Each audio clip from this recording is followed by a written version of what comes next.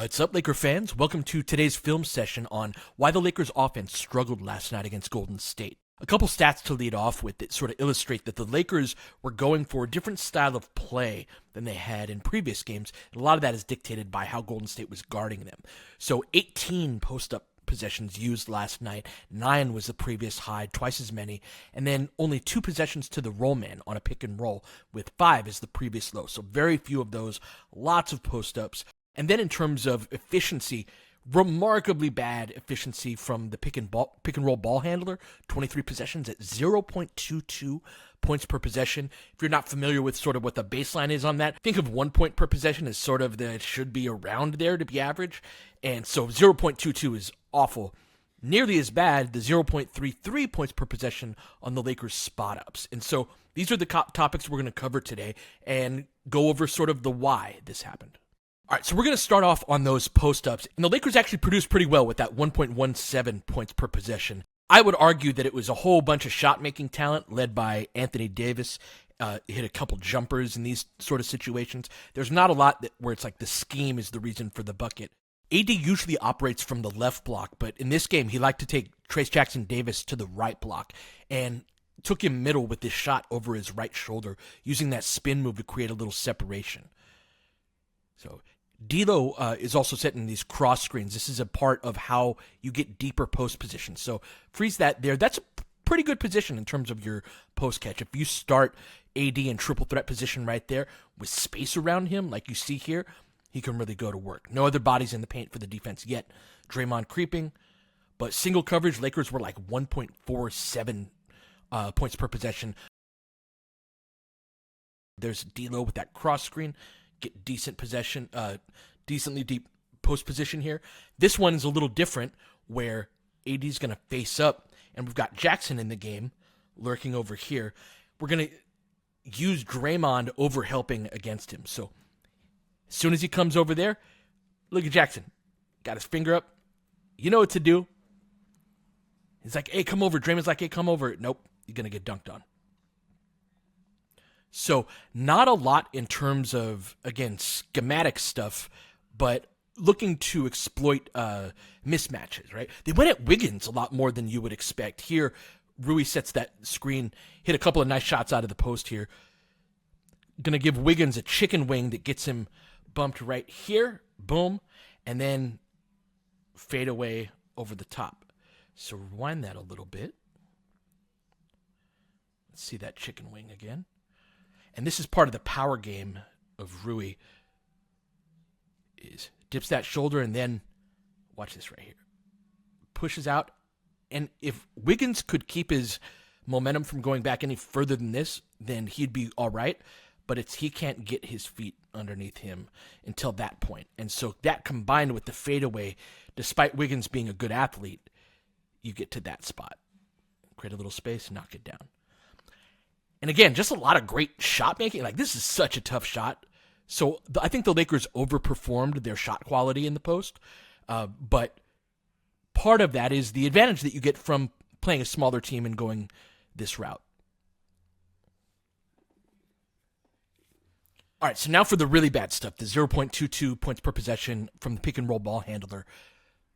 A big part of it is Golden State was overcommitting in the paint. Basically, the Lakers' game plan for this game was to smash them in the paint. And that's often the case. LeBron has been great at that against Golden State the last few times we've played them.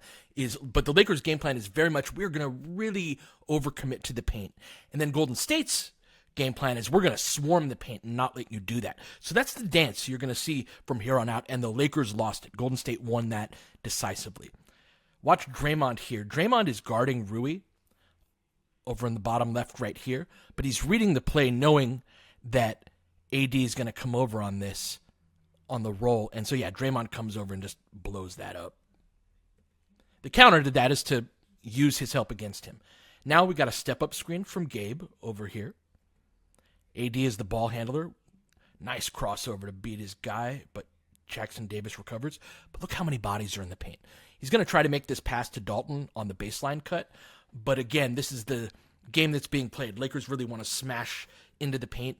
Golden State wants to take that away, and you can do that. However, you need to be a little bit patient. And the Lakers were almost never patient. And so, yeah, we drive right into this, all the teeth of the defense. Tries to drop off to Dalton, but way too much congestion to get that through. All right, get that cross screen from D'Lo again.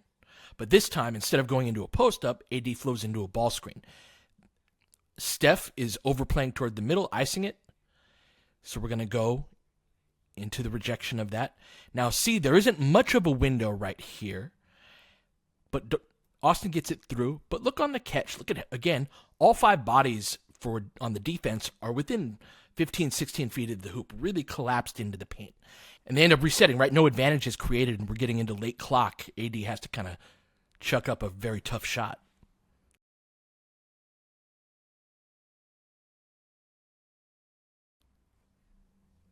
Going to get a step-up screen from Max here.